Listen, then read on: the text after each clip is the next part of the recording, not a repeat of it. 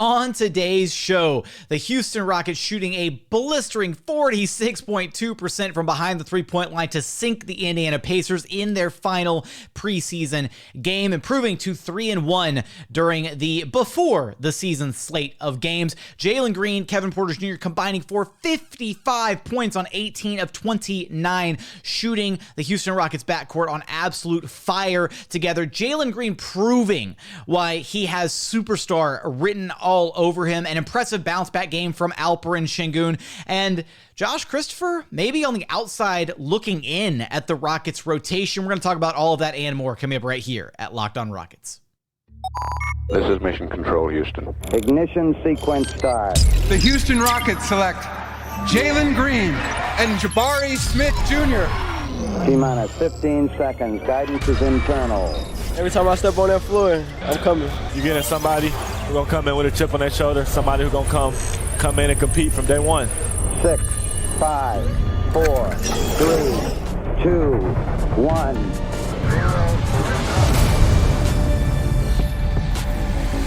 What's up, and welcome to another edition of Locked On Rockets, your daily podcast home for everything Houston Rockets basketball. As always, I'm your host, Jackson Gatlin, native Houstonian and credentialed media member. I'm also the host of Locked On NBA Mondays, host of the State of the Rockets podcast, as well as Rockets Watch. Be sure to follow along on Twitter at JT Gatlin, and the show, of course, at Locked On Rockets, where you're free and available wherever you get your podcasts, including YouTube, where you can help out the show tremendously by commenting on the videos. Today's question: Jalen Green, how long will it take for him to be an all-star if he keeps up this level of play? Let me know in the YouTube comments. I do read each and every one of those every single day.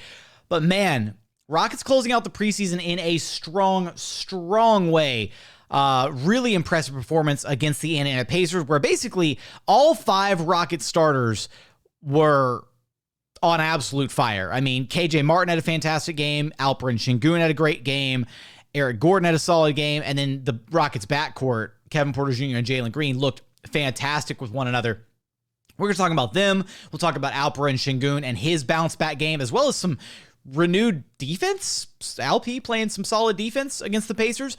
We'll also talk about Josh Christopher potentially being the guy on the outside looking in at the Rockets rotation. And then also Derrick Favors, the player on the Rockets roster, biting the bullet, getting waived by the Houston Rockets to get the Rockets roster down to the allotted 15 names heading into the NBA season. We'll break down exactly why that decision was likely made by the front office in segment 3. But where we got to start with is we're going to start with Jalen Green, and then we'll move into Kevin Porter Jr. as well. But I mean, Jalen Green's game was just absurd in this one against the Pacers. And you saw flashes. I mean, we've seen flashes of it before, right? The insane scoring, being able to score at all 3 levels, getting to the free throw line, getting it done in a variety of ways. But this game felt like one of, and I'm sure we're going to see this quite often, this season and down the line in Jalen Green's career. But he really put the Rockets on his back, especially early in this game when nobody else could get anything going. So Jalen finishes the game 33 points on 10 of 15 shooting, 4 of 7 from behind the three-point line, was 9 of 9 at the free throw line. 9 trips to the charity stripe. Hit every single one of them. He only had 1 rebound, which you'd like to see that number be a little bit higher, but it didn't hurt in the grand scheme of things. 3 assists, had a steal, only 1 turnover, plus 15 in his 29 minutes played. If he had played like a his regular 32 to 36 minutes, if this was a close game, if it was the regular season, Jalen could have easily gone 40 plus here. I'm going to go ahead and go on the record right now and say Jalen's going to have at least a handful of 40 bombs this season. He might even go 50 this year, legitimately. So what stood out about Jalen's game and what continues to stand out about his game throughout the preseason is his ability to get to the free throw line. It feels like referees are finally giving him the respect he deserves, and it also feels like he is initiating contact at a higher level than he was last season, to where he's basically forcing the issue to make referees blow the whistle. That level of driving ability to create contact and then get to the free throw line is what's going to lead to an an impressive increase in Jalen's like points per game output this season, because he's not going to have all those opportunities where he drives to the rim, gets contact and doesn't get a whistle, or gets contact and misses a shot because of it, whatever. And even in this game, I mean, he had and one opportunities in this game where he was able to finish through contact and still get to the free throw line. But across the board in this game, he had so many insane highlight level plays in this one. He had the steal and then the breakaway windmill dunk in transition. He had multiple step back 3-pointers in this game, which it feels like he can pretty much get that shot whenever he wants against whoever he wants. I think the most impressive play of the game, though, from Jalen was, again, the aggressiveness when he's driving is fantastic, but he drove it in on Miles freaking Turner, who is a really good interior presence as far as just, big men are concerned across the NBA landscape. Drove it in on Miles Turner, cocked it back like he wanted to do like a straight up like tomahawk slam, and caught Miles Turner's body in midair and was able to still finish through the contact. That play in and of itself was absolutely insane, that Jalen was able to have the body control and the wherewithal to adjust mid-flight and still finish over, again, one of the premier shot blockers, premier interior defenders in the NBA, in Miles Turner. So across the board, Jalen's game was fantastic. And then even his playmaking throughout preseason has looked really, really solid, to where he has created he's created out of the pick and roll. He had a couple opportunities where he was dishing, passes to Bruno, to Alpi. They haven't always converted, but the ability that he has to find other guys when the defense really starts to key in on him, when they're sending double teams at him, that kind of thing, finding the open man is really impressive this early in his career. The most insane part about this game, though, was the Rockets started out really flat in that first quarter. Like, coming out of the gate, Jalen was carrying this Rockets team to the point where when the Rockets were down, it was 15. I want to actually make sure I get this number right here. The Rockets were down 15 to make sure. Yeah, they had basically just gotten back into the game a little bit because of Jalen. At one point, they were down 11-3. Yeah, they were trailing early in this game. But at one point when the Rockets had 15 points on the board and they finally kind of were getting back even with the Pacers, Jalen had scored or assisted on all 15 of those points. He started off with a quick 9 points. He had a couple assists there early in the first quarter, and he was basically doing everything for the Rockets and trying to keep that ship afloat. And then they kind of settled into their offense a little bit. The defense picked up, and, Pacers players started struggling to hit shots, and the Rockets blew them out of the water the rest of the quarter, finishing 39-29 at the end of the first. But that stretch to start the game where Jalen just realized, oh, okay, nobody else can hit anything. I'll just keep making my shots, and I'll also just create all the offense. Like, it felt a little James Harden-esque when you look up and you're like, oh, literally every single play that has happened offensively for the Rockets that it resulted in a bucket, Jalen Green had a hand in. Because that's exactly how it felt back when Harden used to run the offense, was everything went through him. He had either a hand in getting the bucket himself or creating the bucket, assisting on the made buckets by somebody else. So Jalen's game was fantastic. He is showing the flashes of future stardom, right? And my question at the top of the show, right? How long is it going to take Jalen to become an all-star? He could be on the table this season as an all-star. If he keeps up this level of play, I get it, it's preseason, right? You're not going to try and, maybe I should temper the expectations a little bit, but if he has this significant year 2 leap, which based on the little bit of sample size that we have, 4 games, but it's an impressive 4 games where basically, every game except for the very first one, he's pretty much scoring about a point per minute, or even better than a point per minute. I think it's very much on the table that he could be an all-star this season. So with that, I do want to talk about Kevin Porter Jr.'s game because he had a fantastic game as well. Alperen Sengun had a very solid bounce-back game. We'll talk about some of the bench contributions, as well as a couple of guys who may find themselves outside of the Rockets rotation come regular season time, with opening night tip-off just a few days away. We're going to get there after a quick message from our friends over at LinkedIn. These days, every single new potential hire can feel like a kind of like a high stakes wager for your small business. You want to be absolutely 100% certain that you have access to the best qualified candidates available. That's why you have to check out LinkedIn Jobs. LinkedIn Jobs helps find the right people for your team faster and for free. And it's so easy to create a free job post on LinkedIn Jobs. Then once you have the job post made, all you have to do is add the purple hashtag hiring frame to your LinkedIn profile to spread the word that you are hiring. Simple tools like screening questions make it super easy to focus on the candidates with just the right skills and experience so you can quickly prioritize who you'd like to interview and hire. It's why small businesses rate LinkedIn Jobs #1 in delivering quality hires versus leading competitors. LinkedIn Jobs helps you find qualified candidates you want to talk to faster. Post your job for free at linkedin.com/lockedonnba. That's linkedin.com/lockedonnba to post your job for free. Terms and conditions apply.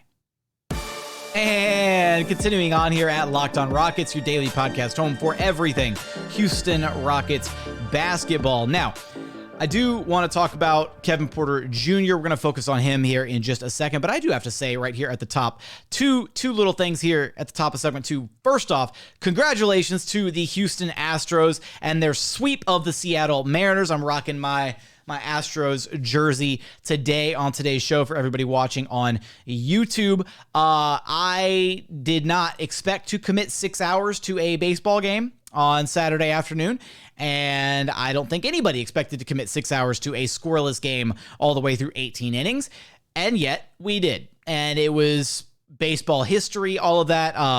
Really impressive showing by the Astros bullpen. I can't speak eloquently enough on baseball to talk at length about it, and this isn't a baseball podcast. So for that, go check out Locked On Astros, our sister podcast on the Locked On Network. They'll have you covered for all the Astros postseason fun as they try to win yet another World Series title. And then my other point here that I wanted to make that is non-Houston oriented, Bennedict Mathurin looks really, really good. Like, I'm a little bummed that we didn't get to see Tyrese Halliburton play, but Bennedict Mathurin looks absolutely just incredibly impressive. He's so fluid, so smooth. He's getting better with the on-ball reps, but he's already pretty comfortable doing that. He's basically like just a really fluid 2-3, can play the wing, can play more of an on-ball role. Right now there's like a thing where like Buddy Hield's starting in front of him and whatever. I can't imagine that's going to be the case for the whole season.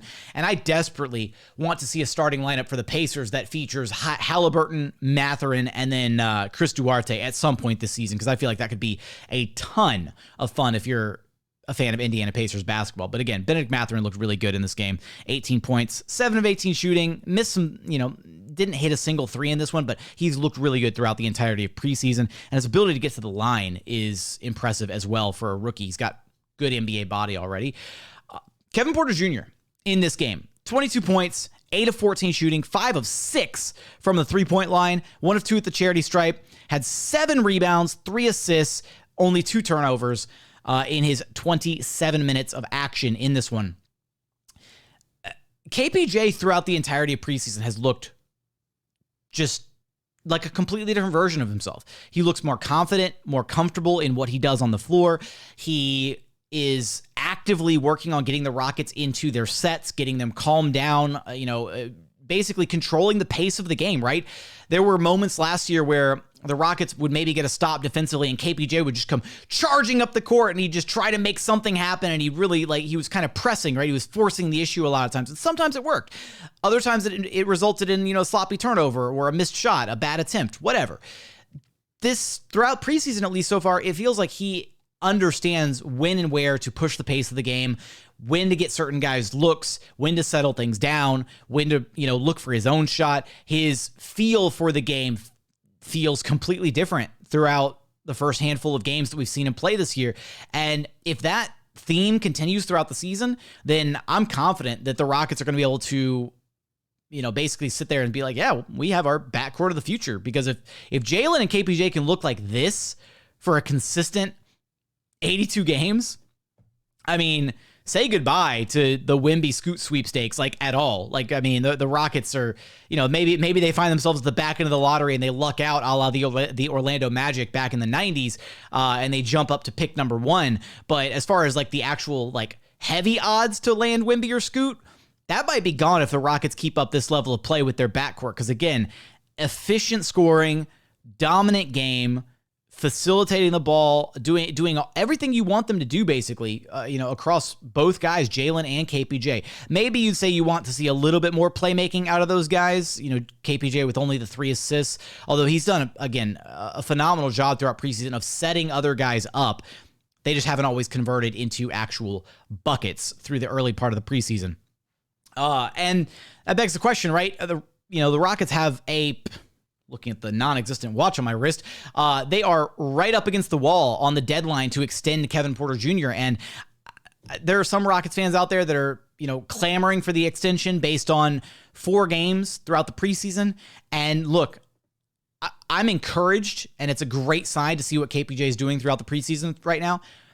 But the smart play is still to wait. The smart play is you wait, you go through this entire season, you watch him, you hope that he's consistent across all 82 games, and then you revisit the discussion next summer. That's the smart play. At this point, I'd be shocked if the Rockets actually came out and gave KPJ an extension going into the season. I don't think it's the right move, right? You want to see KPJ be consistent for an entire year. You want to see if he can be consistent. You want to see if he can be the right fit for Jalen across 82 games, and the fact that they can play off each other and make each other better on the floor. You also want to make sure KPJ makes other guys better on the floor, right? Because it's one thing if he and Jalen can coexist and they make each other better. It's a whole nother ball game baseball jersey, but it's a whole nother ball game if KPJ can't make the other guys on the floor better, right? It's not enough to just make Jalen better as his backcourt partner. You got to make all 5 guys on the floor better. You got to elevate the level of play of all of them because you're the point guard, right? It's your job to get guys in positions to be successful, to coordinate and quarterback that team. Wow, I fit a baseball chime and a football chime in the same breath. That's impressive. On a basketball podcast, no less. So, but legitimately, right? That's the safe play. That's the smart play. And again, it feels like things are trending that direction, but you don't want to jump the gun and preemptively extend him, and then, potentially things go awry this season. Elsewhere for the Houston Rockets, Alperen Sengun, solid bounce back game. 12 points on 4 of 9 shooting, hit 2 3-pointers, which that's an anomaly. Alperen Sengun always, except for when not always. 4 boards, 5 assists, 1 steal, 2 blocks. And probably the most impressive part about Alp's game, one, he had an insane highlight level play where KJ Martin, came around, curled around a screen on the wing, dished the ball to KJ. I believe dished the ball to Kevin Porter Jr. Then KPJ flipped it back to KJ Martin on the roll towards the rim. KJ sent it back to Alp, and then Alp touch passed it to KJ Martin. All right, I apologize. I think I got them mixed up. KPJ dished it to Alp, and then Alp touch passed it to KJ Martin, who was rolling towards the rim. And it was just such a seamless, little, volleyball, touch pass that, again, Alp's basically got eyes 360 degrees all around his head. And for him to just make that quick recognition in the heat of the moment to get KJ Martin back the ball, that was probably our best Alp assist of the preseason.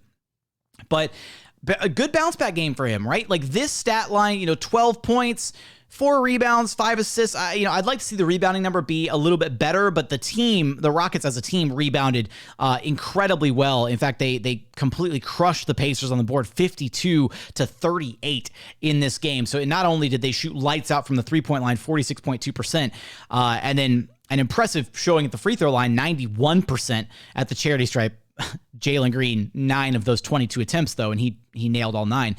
The Rockets were impressive from behind the arc. They were impressive on the interior, getting rebounds. They were moving the basketball well. This felt like a really solid all-around game for the Houston Rockets. But again, Alp's stat line, really solid. It felt like his place in the game. He didn't necessarily get Alp touches on the low block, and he had a couple of those, but it just felt like his involvement in the game felt a lot better to where he was getting touches on any given possession, right? Where he was, actively touching the basketball, kicking the pass out to the next guy, swinging the ball around the perimeter, that kind of thing, rather than just Jalen and KPJ doing their thing where they're just isolating on the perimeter and cooking while they were doing it, like against the Miami Heat, but they were actively getting other guys involved in the offense, even if they were the ones ultimately taking the shot. Other guys were actually touching the ball, moving things around the perimeter, that kind of stuff. And the one other thing about Alpe's game that really stood out to me, again, defensively, looked really good, especially in the pick and roll. His pick and roll coverages looked solid. His protection around the rim was much better than I anticipated kind of coming into this game. And, maybe put him on par with, at least as far as this game is concerned, his defense was at least on par with the interior presence of like a Bruno Fernando. I think Bruno's probably a slightly better defender than Alpe at this point. And that's just eye test. That's not like advanced numbers or anything like that. But offensively, the other thing that stood out about Alpe is the fact that he was consistently setting like these little flare screens on the perimeter to where Jalen would have the ball on the strong side, like on one of the wings, and then Alpe would be off on the other wing. And rather than like setting a screen for Jalen, an on-ball screen and doing like a little, high pick and roll action or whatever, he would set a flare screen off on the other wing for Kevin Porter Jr. And then KPJ would kind of float a little bit deeper into the wing, into the, towards the corner basically. And there were a couple possessions where I think Jalen got a 3-pointer off of an Alpe flare screen, and then KPJ got a 3-pointer off of an Alpe flare screen, to where he's just kind of opening things up by, defender kind of falls asleep, ball watching a little bit. You go set a really good screen right in front of that defender, and then whoever has the ball flips it over the top of the key to, just a little cross-court pass to whoever's on the other wing, and then boom, wide open 3-pointer. Or again, it gets the defense in rotation to where they can, defender has to close out from the corner, boom, kick it to the corner, wide open corner 3. A lot of opportunities like that Alpe was creating for this Rockets offense. So a really promising game from him. Coming up, I do want to talk about some of the not so great storylines from this Rockets game, as well as some of the other bench contributors. We'll get some of the throw-ins in there as well. The guy who could be maybe the odd man out of this Houston Rockets rotation. We're going to get there after a quick message from our friends over at BetOnline.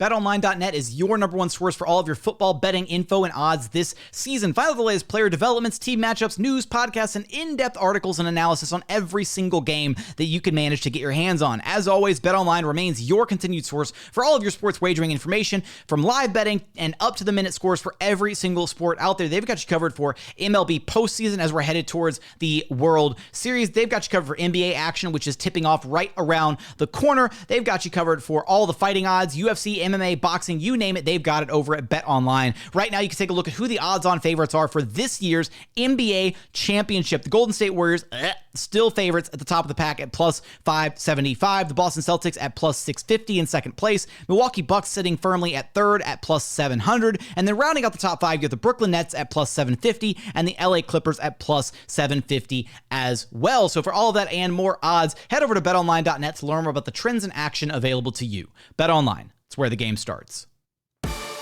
And continuing on here, final segment at Locked On Rockets, your daily podcast home for everything Houston Rockets basketball. Now, I do want to quickly give shout out to KJ Martin, who again has been phenomenal throughout the Rockets preseason. He's looked fantastic.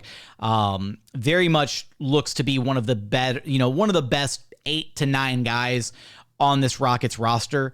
10 points, 4 of 9 shooting, 2 of 5 from 3. That 3-point shooting is very, very real for KJ Martin. 8 boards, 3 assists, had a block. Really, really solid all-around game for KJ. And in fact, if we take a look at the Rockets shooting numbers for preseason, all of the key rotation guys shot the ball incredibly well. Jabari Smith, obviously just the one game. He was 5 of 8 from 3, so 62.5%. But going a little bit further down the list than that, KPJ shot 52.6% from 3 on 4.8 attempts per game. Eric Gordon shot 50% on 5 attempts per game. Tari Eason shot 45.5% on 2.8 attempts per game. KJ Martin shot 43.8% on 4 attempts per game. And then Jalen Green, down here at the bottom of the pack, still above 40%. The last Rocket that was above 40% across the preseason, but shot 43.3% on 7.5 attempts from 3 per game. That number, first off, all the Rockets shooting above 40%, so many of the key rotation guys shooting above 40% is a very, very promising sign. But then on top of that, even though Jalen was the lowest at 43.3, his threes are easily the most difficult. Maybe the only person you could argue shoots more difficult threes than him is KPJ, but Jalen has to manufacture his own shot so often, right? The step backs, the, pick and roll, pulling up, dribble handoffs, all that stuff, to where his shots are usually a higher degree of difficulty than anybody else on the team. So for him to still be converting at a 43.3% clip, look, 4-game sample size, right?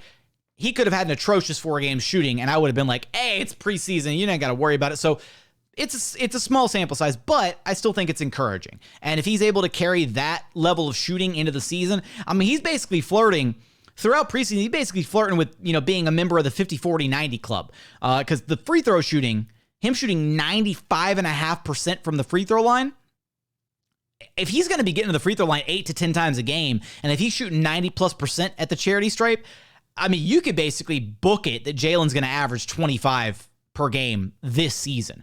So I didn't want to go down a crazy rabbit hole there because I did want to just mention, KJ, good game. EG, good game, 14 points, 4 of 8 shooting. A little too much ball handling from Eric Gordon. Not a big fan of the possessions where EG just dominates the entire basketball. Felt just completely different than it was against the Spurs. I don't think EG had a single possession where it felt like he just completely commandeered the basketball and did his EG thing. And then we had one here against the Pacers where EG did his, boom, boom, boom, his dribble one package, 2K package at the top of the key, then drove the ball in, pulled the ball back out, and then drained a 3-pointer, burnt about 15 seconds on the shot clock doing all that. And the shot went in, but it was a terrible offensive possession. And I don't need to see any more of that from EG. I'm all good with I can't even call it and one mixtape. It's like EG mixtape dribble moves. I don't need to see any more of that. I would very much like him to be the EG that we saw in the first game against the San Antonio Spurs. Off the Rockets bench, Garuba, Fernando, and Tari Eason, the bigs for the Rockets off the bench. Tari, bit of a quiet game for him, quieter compared to so many of his other explosive preseason performances. 9 points, 6 rebounds, 2 assists, 3 of 5 shooting, 1 of 2 from 3. Still out there making things happen on the floor for sure. But again, just a bit of a quieter performance. The rebounding, though, as a team, I mentioned earlier, right? The Rockets just completely pummeling the Pacers on the glass. Garuba had 9 boards off the bench. Bruno Fernando, 6 boards. Tari Eason, 6 boards. Josh Christopher had 7 boards, but he had a bit of a catastrophic game elsewhere. So that's actually probably the best spot to talk about Josh here. It's really disappointing, but after Summer League and after this preseason, Josh might be the guy that's the odd man out of this Rockets rotation, right? He has a duplicative, similar skill set to 3 of the other guards that are ahead of him in the Rockets rotation, right? Scoring, bucket-getting guards in Jalen, KPJ, and Eric Gordon.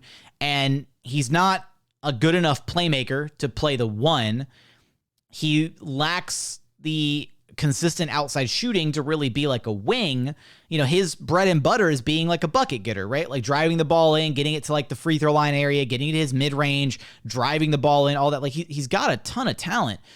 But right now, his biggest issue is the decision-making, because he'll go through and he'll have 2 or 3 plays in a row where wow, you're just oh my God, there's talent there. He's so good. He'll drive the ball in and finish, cut through 2 defenders and then finish right at the rim. And you're like, wow, if he could just do that every play.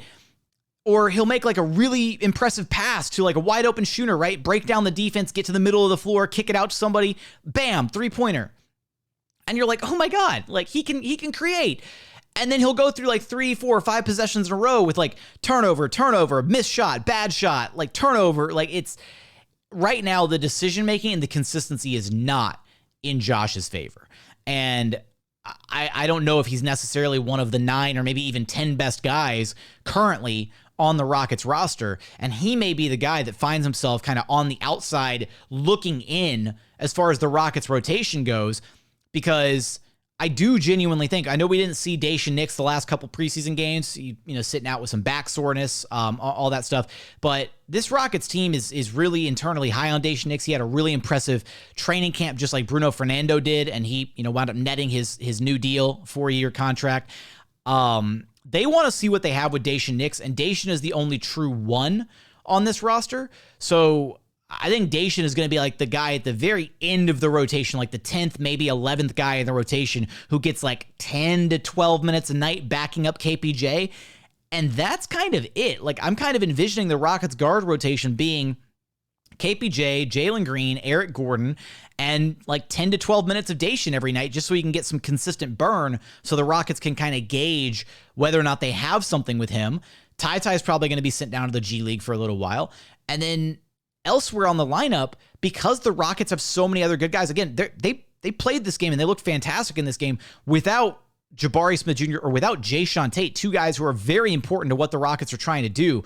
On the point about Jae'Sean Tate, his impact cannot be understated. Like, you look at how good the Rockets looked against a good Toronto Raptors team. Jae'Sean Tate was a big part of that. He provides so much defensive intensity, and he is one of the Rockets' better players out there on the floor. So you factor in those two guys. You factor in the guys that have been getting some starters level minutes. Again, KJ Martin, who's going to be coming off the bench. I think you can safely say that the Rockets' like best 9-10 guys are the starters. So Jalen, KPJ, Eric Gordon, Jabari Smith, and Alperen Sengun. That's 5. Then off the bench, you've got Jae'Sean Tate, KJ Martin, Tari Eason, and then some combination of, dependent situationally, right? Bruno Fernando, Usman Garuba. Those are your dual options at the backup 5 spot. That's 10 guys right there. And that's not even, again, you look even further down the lineup at guys like situationally, maybe, Garrison Matthews gets some runs situationally.